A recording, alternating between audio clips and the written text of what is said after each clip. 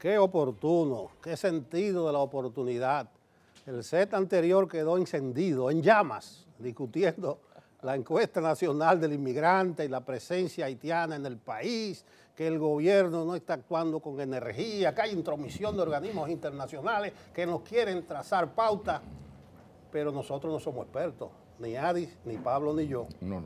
Un experto es el que tenemos como invitado, ex director de migración, que tiene mucho que ver con esos planes, con las leyes, secretario general de la Fuerza Nacional Progresista, José Ricardo Taveras, es nuestro invitado del día. Buenos días. Muy buenos días, muy contento de estar nuevamente por aquí. Hacía mucho que no venía. Pero no, usted siempre es bienvenido. Sí, gracias. ¿Cuánta oportunidad tiene esta encuesta nacional de migrantes entregada ayer? Ya usted nos escuchó, ahí están los datos, yo sé que usted lo chequeó desde anoche, pero también está lo que hablábamos del saludo del señor Almagro a la política migratoria del país. Nos las estamos comiendo, estamos acabando quizás con nuestra vida, pero hablemos del tema migratorio, sobre todo los resultados de esa encuesta de migrantes. Y tú estás aquí a 3 días de haber vencido la segunda prórroga del Plan Nacional de Regularización. Y vendría a ser la cuarta campaña de presión para que el gobierno la reconduzca también. Sí, muy buenos días. Muchísimas gracias, de verdad, un gran placer siempre estar con ustedes. Lástima que el seno sea tan grande, porque ustedes tienen una santiaguera aquí, nos la quitaron. A Adis, qué bueno el equipo, excelente, los felicito. Pero primero vamos a comenzar con la encuesta. El mundo científico conoce un método para contar población, que son los censos. Yo no he querido conformarme con no sentirme satisfecho con la encuesta como un mecanismo de conteo de población y he consultado expertos internacionales que, gracias a la amistad que me une con algunos, han ratificado mi temor, porque no me gusta hablar por hablar. Yo no voy a venir a criticar una encuesta por criticarla. La encuesta puede haber sido hecha de la manera más correcta. Yo no voy a entrar en el tema de que esa encuesta no sirve, ni tampoco denostar a los actores que están detrás de ella. Pero sí la puedo cuestionar como método, porque en primer lugar, las encuestas de población se están haciendo, por ejemplo, para segmentar segmentos, vamos a decir, valga la redundancia, de población y conocer hábitos de consumo, etcétera. Ese tipo de mecanismo se está usando en esa dirección. Estoy hablando cosas que he confirmado con expertos. Lo segundo es que para que pueda servir para eso, esas encuestas tienen además que tener un segmento de población bastante bien estandarizado, conocido, contado. O sea, tú no puedes sobre la base de la encuesta salir a determinar gustos, placeres, hábitos de compra, cultura en el modus vivendi de una población específica, si tú previamente no tienes una estadística correcta de ella, porque el dato puede conducirte con toda seguridad a error. Otro elemento con el tema de las encuestas es que desde un conteo de población X, de un segmento X, que de una muestra que tú tomas para una encuesta, tú no puedes hacer una proyección, que es lo que se hace con las encuestas de población. Porque si tú no tienes previamente ni siquiera una estadística confiable de un censo que te sirva de precedente, obviamente tú no vas a tener un resultado científicamente sostenible. ¿Cómo explicar eso? Porque quienes han trabajado en esto podemos decirle cualquier cosa menos ignorantes del tema. O sea, ¿a qué se debe que no se haga el censo y se haga en un tema tan delicado una encuesta con las limitaciones, las limitantes que tiene esa encuesta? ¿A qué se debe? ¿Qué lectura? Yo entiendo que el censo, por eso te dije, no cuestiono. No, la crítica es al método, al que se haya escogido ese método. Y para decirle a la población, al pueblo dominicano, esta es la cantidad de extranjeros que hay en la República Dominicana. Es un método totalmente falso, inadecuado, infuncional, no nos conduce a nada. Algunos expertos que he consultado me han explicado es poner el buey detrás de la carreta. Esa es la expresión que han usado para explicar el tema. Ahora, la encuesta tiene un objetivo. Este tema ha estado en el candelero durante largo tiempo y estamos comenzando. Porque la sociedad dominicana, las élites políticas, sociales y económicas del país no están comprendiendo que respecto a Haití nosotros no tenemos un problema migratorio. Problema migratorio tenemos nosotros respecto a Venezuela, por ejemplo, que hay una situación especial de carácter transitorio, con una migración con vocación de retorno, una vez resuelto el problema que hay. Eso es un problema migratorio, pero el problema con Haití es de otra naturaleza, porque es un problema de expulsión sistemática de población en masas. Entonces, son dos fenómenos diferentes. Desarrolla eso, por favor. Expulsión sistemática. Sí, bueno. Este es sencillo. Tú solamente tienes que contraponer los datos de la República Dominicana con Haití, que te justifican el por qué está aconteciendo eso. Producto Interno Bruto. Nosotros tenemos un Producto Interno Bruto ya que de momento nos estamos metiendo ya 80.000 millones de dólares. Haití todavía va rondando el 10.000 millones de dólares. Esperanza de vida, ya nosotros estamos por encima de 73 años, 76. Los haitianos tienen apenas 50 y pico de años de esperanza de vida. Vías de comunicación. La República Dominicana tiene más de 18.000 kilómetros de vías de comunicación adecuadas, un sistema de carretera, un país interconectado. Haití apenas tiene 4.000. Y hay poblaciones haitianas que para ir a Puerto Príncipe tienen que entrar al territorio dominicano para entonces llegar a Puerto Príncipe, como es el caso de Anseapitre. Entonces, te pongo así a grandes rasgos, pero si tú te pones a mirar también el tema de comparación de salarios, los ingenieros me dicen que un constructor haitiano, dependiendo del nivel de especialización que tenga, porque sabe que la especialidad ayuda, si tú eres varillero o no lo eres, pero está de aquel lado y te gana $5 el jornal, y al cruzar la frontera puede ganar 40, $45 el jornal. Entonces, obviamente, para no seguir abundando en esos datos, ¿qué harían ustedes si estuviesen de aquel lado? Claro. O sea, lo más natural es que se crucen. Entonces, ¿hacia dónde conduce esto? Entonces? Encima de eso hay una población con un conglomerado humano que tiene necesidades vitales de sobrevivencia, de alimentación, de atenciones sanitarias, de educación, etcétera, con un aparato institucional inexistente. O sea, es un país que está a la deriva, que tiene la conmiseración de la comunidad internacional, pero que no cuenta con ese bolsillo. ¿Y hacia dónde conduce? Ya presentaste el escenario. ¿Hacia dónde conduce ese escenario? Ese escenario conduce al fenómeno que yo me he referido. Expulsión masiva de población.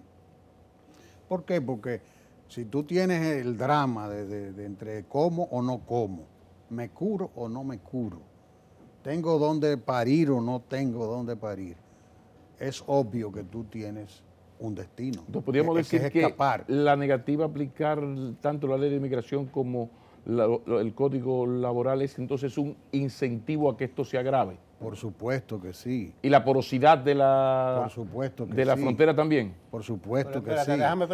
Es un efecto llamado. Porque esa realidad es la que nos tiene que hacer reflexionar a nosotros hasta qué punto nosotros tenemos que rectificar en este camino. Pero hay organismos internacionales que creen que nosotros vamos bien. Incluso no están felicitando. Hay una política migratoria. Si tú coges el discurso de Danilo en su rendición de cuentas el 27 de febrero, habló de defensa de nuestra frontera, la marítima, por tierra, y habló de 900 soldados capacitados, drones, vehículos, y ha instalado un par de fuerzas de tarea con funciones específicas, tanto en Jicomé, en Valverde, como entre Asua y Baní. O sea, hay una política migratoria y hay acciones concretas. Es decir, que por grande que sea la presión de aquel lado, de este lado nos estamos preparando, creo yo. Mira, me da pena porque yo trabajé en el gobierno, trabajé con el presidente, trabajé en el área de migración. Obviamente también hay algunos motivos que nos sacaron y entre ellos está el tema de la política migratoria. Y tengo una relación de respeto con el señor presidente y lamento contrariarlo. Lamento contrariarlo porque siempre he estado explicando que el control fronterizo, los problemas que nosotros tenemos, por eso primero explico por qué estamos recibiendo esa migración y por qué en la raíz del problema de la expulsión de población de Haití no se encuentra en la República Dominicana, se encuentra en Haití. Entonces, ¿cuál es el problema? ¿Dónde debemos enfocarnos? ¿Y por qué Haití tiene que ser el eje de la política exterior de la República Dominicana? Porque sencillamente hay una comunidad internacional, esa que está aquí elogiando, la misma que dice que en una isla no hay dos estados, que ignorante de la historia y de las razones por las cuales existe ese injerto en el Caribe, que no son precisamente por causa de que los mulatos de este lado seamos racistas, son situaciones que tienen una raíz histórica bastante bien explicada. Sin dejar las élites de cada país. Y documentada. Entonces, obviamente, esa comunidad internacional tiene que estar satisfecha, porque ¿cuál es el plan de la comunidad internacional? El mismo que yo tendría. Si yo voy a tener una migración en el sur de la Florida haitiana, llegándome en balsas, un tipo de migración que no me interesa estimular, que no quiero recibir, que por cierto, la que llegó en ocasión del terremoto están expulsando. Y ahí hay al lado 2/3 partes del territorio de esa isla, que con sus virtudes y sus defectos ha ido promoviéndose, ha ido construyendo un nivel de institucionalidad deficiente del cual no nos podemos sentir. Siempre cuando no lo comparemos con Haití, que es parte del problema. Exactamente, es deficiente, pero no nos podemos sentir orgullosos de esto, pero definitivamente cuando tú haces la comparación, y no quisiera que algunos amigos televidentes se conformen con este ejemplo, pero obviamente la comparación es obvia. Nosotros hemos sido un país que viene siendo el de mayor crecimiento económico desde 1960 hasta la fecha en América Latina. Nosotros acusamos algunos factores. Somos la principal economía de Centroamérica y el Caribe. Somos el principal puerto, vamos a decir, de movimiento de pasajeros en el Centroamérica y el Caribe. Nosotros estamos movilizando casi 14 millones de pasajeros por año. Entonces, Ricardo, no abordaste lo que está haciendo el gobierno. El gobierno. La política concreta, yo te mencioné. Mira, te voy a decir lo del gobierno. El control fronterizo, desgraciadamente, con las medidas que el presidente está implementando, no va. Porque ahí hay un problema de carácter ético en nuestras Fuerzas Armadas, que son las responsables de la gestión de la seguridad de la frontera. Hay un tema gravísimo, que es el tema de la promoción del soldado dominicano. Porque tú no puedes, una de las primeras cosas que tú tienes que hacer es que está fallando. Nosotros tenemos todavía una policía que está ganando menos de 10,000 pesos, cuando la media ya te está ganando $1,000. En la región, en economías más deprimidas que la nuestra. Pues no te estoy hablando de compararnos con Suiza ni con los Estados Unidos, no. En la región ya hay sociedades promoviendo su policía y sus fuerzas armadas en un nivel. Eso es un tema. Lo segundo es movilizando tropas. ¿Drones para qué? Si esos drones no tienen la capacidad de tomar imágenes, no para remitirla a una camarita que tenga un guardia. ¿Tú sabes dónde han ido a parar? Porque no es la primera vez que el Cefron usa drones. Los drones han ido a parar a matas de coco y han terminado dañándose muchos de ellos, con operadores que sin el entrenamiento. Pero cuando ellos captan esas imágenes, se las mandan a un monitor que porta un oficial en la unidad que lo esté operando, y esa imagen no va a un centro de análisis donde tú tengas un proceso de geolocalización de movimientos fronterizos y tú puedas tener unidades operativas que desplazar. Lo primero es a través de qué carretera tú vas a desplazar las unidades. Si tú tienes la denominada carretera internacional, que no es ni siquiera un camino vecinal, entonces tú tienes que tener una logística de comunicación, de vías de comunicación que te permita el desplazamiento. Se habla de los helicópteros que se han trasladado a la frontera. Eso es verdad, los helicópteros son buenos y necesarios. Pero los helicópteros no son un tipo de equipo, por lo costoso que es su movilización, para tú tenerlo patrullando para arriba y para abajo. Mira, ahí abajo hay una gente, y después tú no llamas a tierra, mira, pues en tal coordenada hay tal cosa. Entonces no tiene cómo desplazar la tropa a hacer la parte operativa, porque tú no tienes un centro de monitoreo.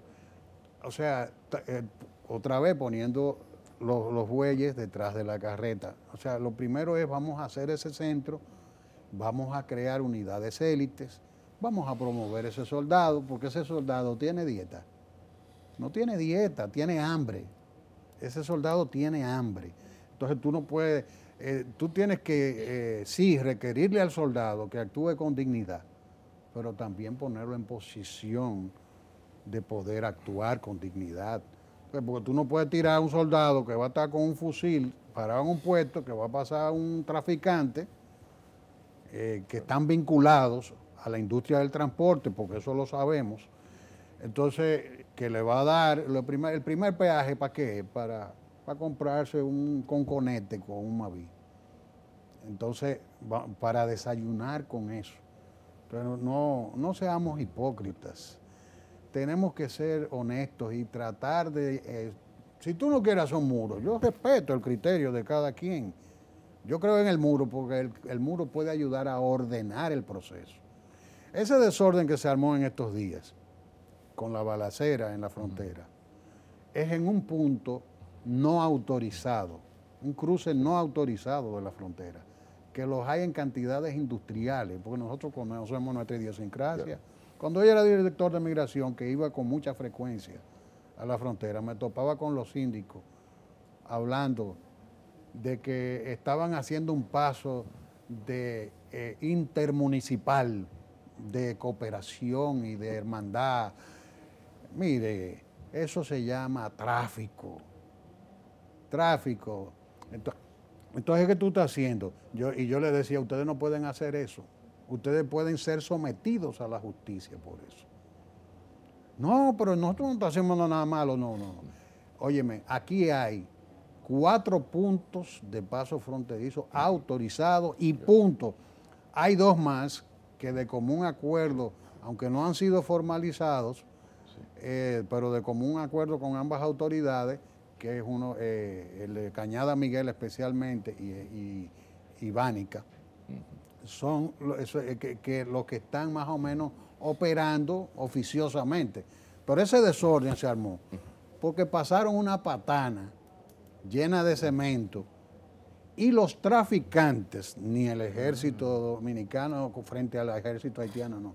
Los traficantes fueron los que embistieron a nuestras Fuerzas Armadas. Ahora, ¿hacia dónde conduce todo esto? Porque aquí se está haciendo mucho la política del muro de New Jersey. O sea, cuando los AMET, ahora DGCET, no tienen autoridad, capacidad para imponer la ley, meten unos muros de Berlín. No.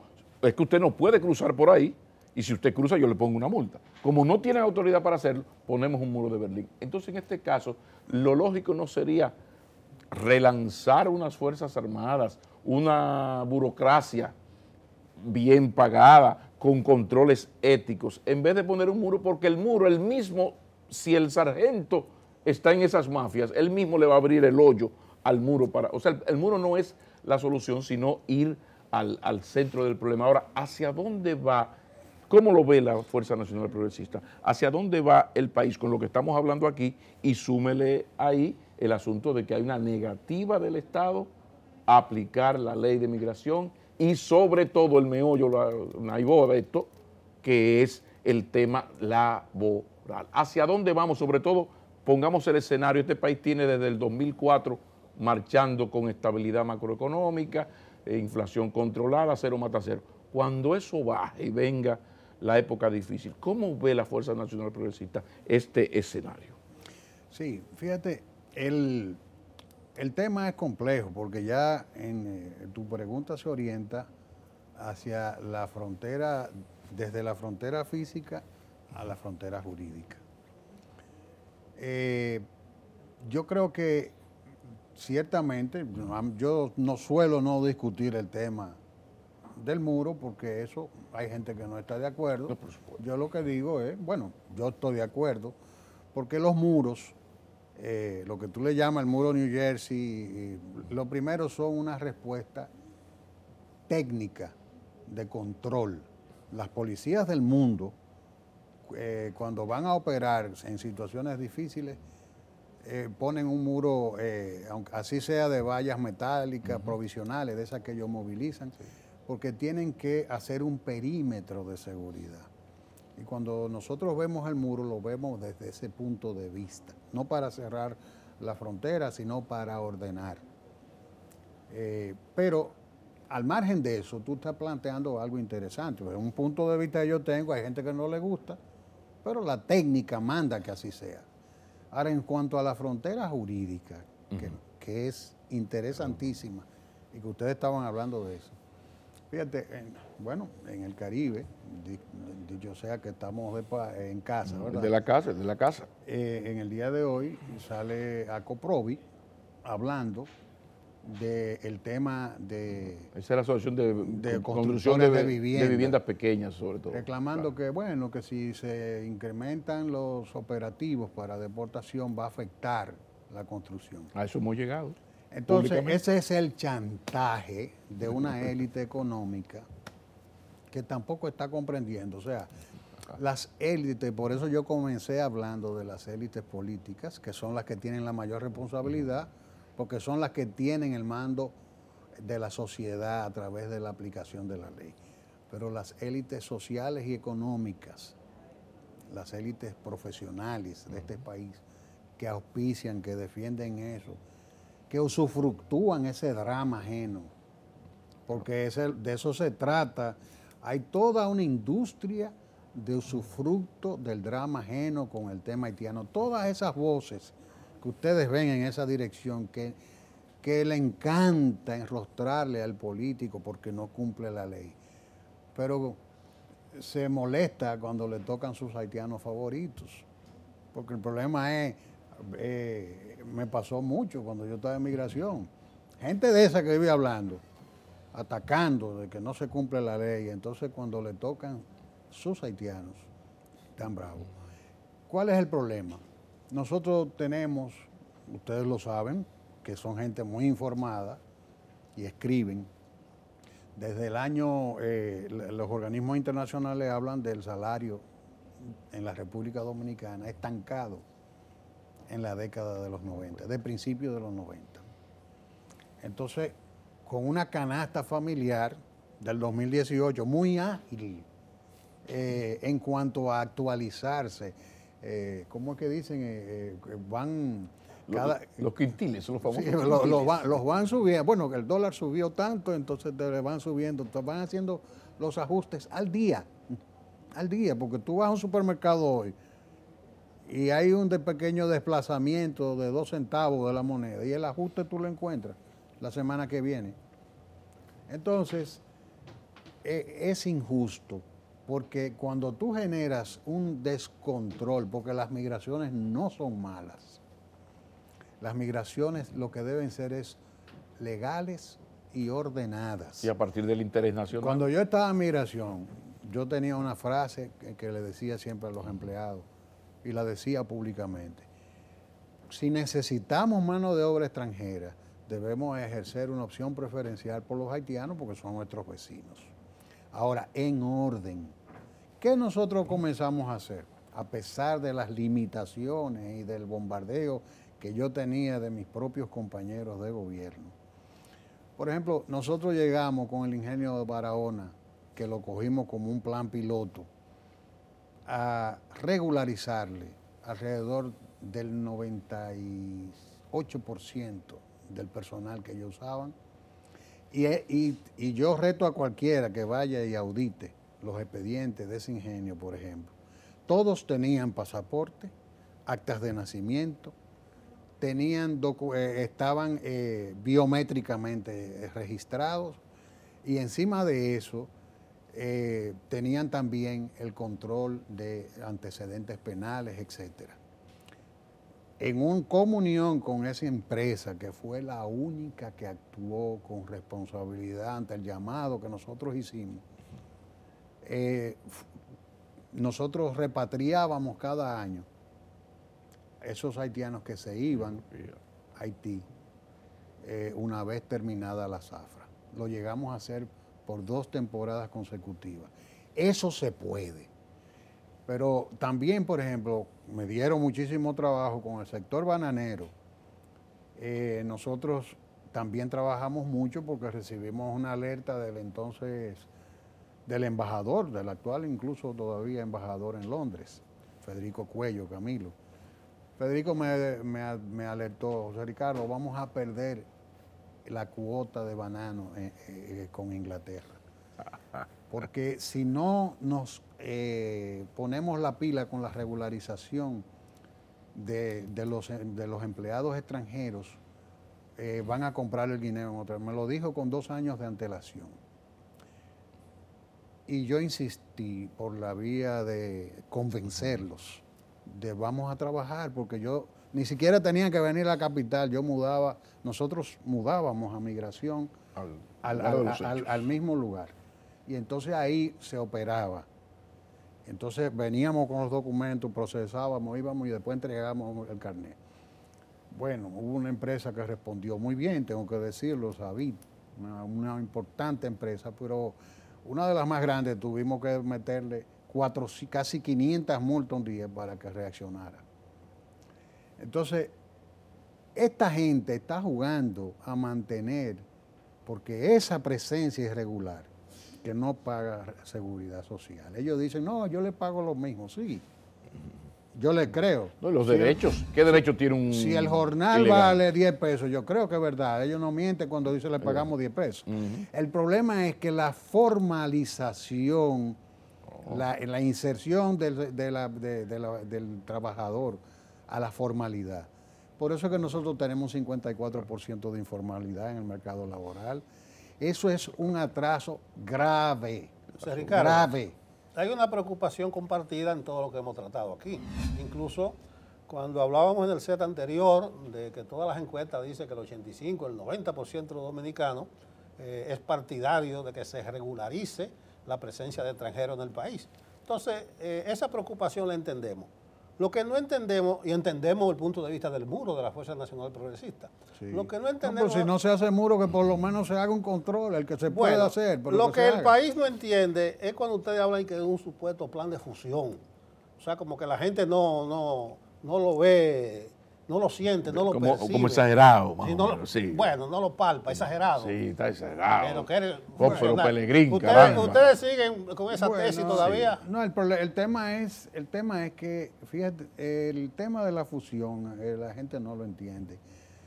Porque habría que estudiar el fenómeno de Kosovo y ese tipo de cosas para comprender lo que podría eventualmente ocurrir. Ahora, ¿qué es lo que ocurre con el tema de la fusión? La gente piensa que nosotros estamos hablando de que van a bajar la bandera haitiana, la dominicana. Incluso tú ves gente en las redes bromeando con el hecho de que esta va a ser la nueva bandera de la mancomunidad, de ese nuevo Estado binacional que va a surgir, porque esa es la teoría del Estado binacional.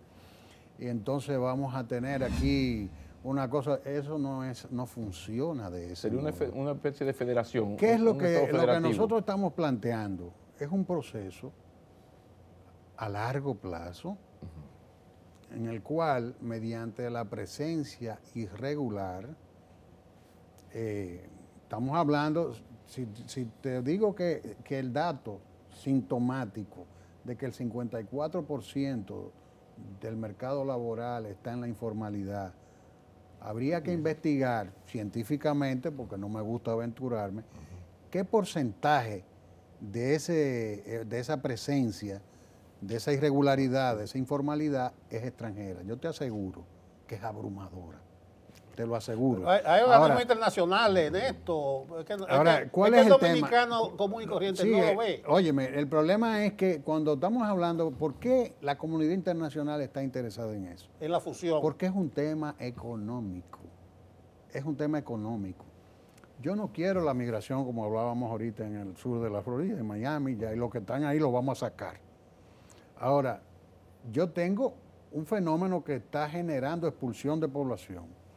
Entonces, tenemos ahí un territorio promovido económicamente y cuando hace la comparación también institucionalmente, si la coteja con la de Haití, entonces vamos a generar una situación que genere una posibilidad de absorción y de compensación de este problema, para que nos minimice a nosotros esa migración hacia las islas, que son territorio francés, inglés, norteamericano, que son las fronteras que nosotros tenemos, porque nosotros nada más pensamos en esa frontera, pero esos haitianos que se están lanzando a las islas y que se están lanzando al sur de la Florida, están llegando a Holanda, están llegando a Francia, están llegando a Inglaterra.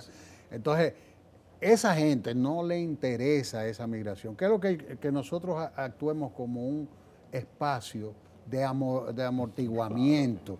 Entonces, esa política respecto de la comunidad internacional es correcta, porque yo haría lo que ellos están haciendo. Lo que no es correcto, a partir de sus intereses. No claro, desde sus intereses.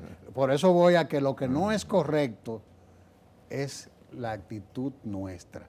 Porque nosotros debíamos ser el país más beligerante. ¿Qué nosotros tenemos que hacer? Primero ser el país que se constituye en el abogado número 1 de Haití en el mundo. Salir a explicar y a gastar dinero con oficinas internacionales de imagen, porque tenemos necesidad de invertir en eso, se lo dije al presidente muchas veces. Tenemos que pagar lobbies en las principales capitales del mundo, invertir en eso, para nosotros poder amortiguar la presión de la comunidad internacional y revertir el discurso de la comunidad mediática mundial en el sentido de que vamos a poner los bolsillos de todos en Haití, aunque nosotros seamos los que más pongamos proporcionalmente. Yo digo que tenemos un mecanismo, tenemos un banco de desarrollo y exportación que queremos fortalecer. Haití está hambriento de infraestructura, vamos a convertirnos en el principal acreedor de Haití, desarrollando las infraestructuras que necesitamos, que necesitan los haitianos en carreteras, hospitales y demás. Eso haríamos nosotros si fuésemos gobierno como Fuerza Nacional Mira, por un Progresista. sentido de oportunidad, el tema migratorio nos ha ocupado todo el tiempo. Sí. Pero está el secretario general de la Fuerza Nacional Progresista. Sí, la gente piensa que yo solamente hablo de eso. Sí, no, en un panorama político tan complicado y caldeado. La fuerza está cerca de Leonel, cerca de Danilo, cerca de algunos grupos pequeños. La fuerza está independiente. ¿En qué está la Fuerza Nacional Progresista? Alguien decía, un adendum, alguien decía que la fuerza es a Leonel lo que es Hipólito a Danilo. No entendí, pero te pregunto. No entendí, me quedé en el aire. Pero... No, eso es un axioma medio erróneo. No, él se pone bruto. Pero yo de maní, si yo fuera del Cibao, pero... Déjame explicarte. Hay amores algo. que matan. Déjame explicarte algo. En primer lugar, la gente nos asocia al presidente Fernández y no porque olvida los requerimientos que le hicimos al presidente Fernández cuando estaban los aprestos de utilizar la reforma constitucional del 2010 para dejarlo habilitado para las elecciones del 2012. Pelegrín y yo éramos diputados. Y todos los que eran diputados, porque hubo una corriente muy fuerte que concluyó cuando se publicó el pacto de las corbatas azules. Sí. Había una presión en el Congreso dirigida a habilitar al presidente Fernández para el 2012. Y después de eso vinieron entonces los ingenieros constitucionales, que fuimos nosotros que le pusimos así, con la tesis de que el presidente Fernández fuese reelecto y llevaron una serie de firmas. Aquella vez fue mucho más aparatosa que esta vez. Entonces las llevaron en unas cajas, no sé si ustedes recuerdan. Y el presidente Fernández nos tuvo de frente en esa ocasión. Si la gente es justa, debe reconocernos eso. Y la propuesta de Bincho de que si la lo quería hacer, no era eso, sino un referéndum. Si lo querían hacer, que fueran a referéndum. El referéndum. Entonces, nosotros hemos sido coherentes. Cuando llegó el turno con el presidente Medina, con quien nosotros no tenemos diferencias personales, fíjense en los términos respetuosos que yo me he dirigido a él y las diferencias que tenemos porque las teníamos en el gobierno. Cuando yo decía, por ejemplo, vamos a hacer un lobby, presidente, el presidente me dio pena, pero hizo el lobby y se lo entregó a Montalvo, que tiene una visión del tema.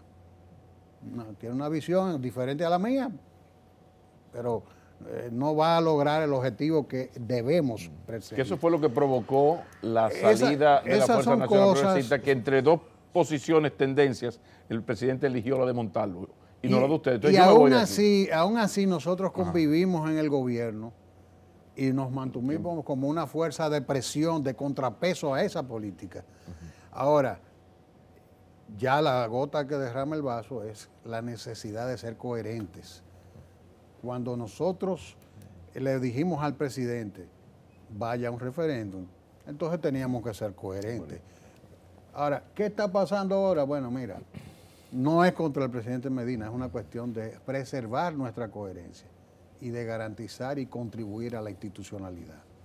Nosotros no acompañaríamos al presidente Medina en una aventura que no conlleve, por ejemplo, un referéndum. Esos sastres jurídicos, esas sastrerías jurídicas que se montan aquí para hacer que el presidente se hondee, vamos a decirlo, porque iba a decir que se derribe a través del abismo de la historia, pero vamos a decirlo como un dominicano, para que el presidente Medina se hondee por el abismo que lo va a conducir a la antihistoria. Entonces, él sabrá lo que hace. Lamentablemente la entrevista se centró mucho en el exdirector de Migración y nos quedó poco tiempo para el secretario general de la Fuerza Nacional Progresista. O sea que queda esa entrevista, me lo deben. Queda pendiente. Muchísimas gracias. Será un Vámonos placer. a la pausa, que hay deportes en Enfoque Matinal.